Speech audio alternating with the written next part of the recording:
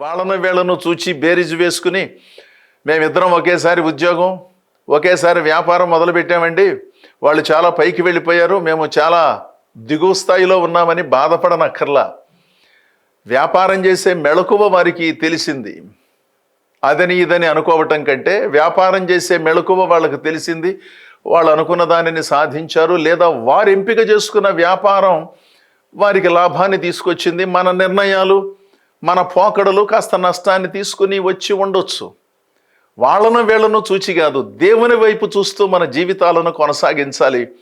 దృశ్యమైన వాటిపైన దృష్టిని పెట్టమాకండి.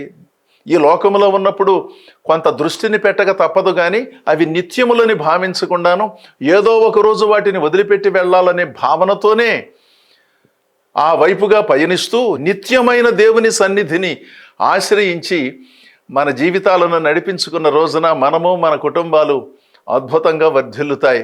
నిత్యమైన దేవుని భక్తి చేద్దాం, సత్యమైన దేవుని భక్తి చేద్దాం.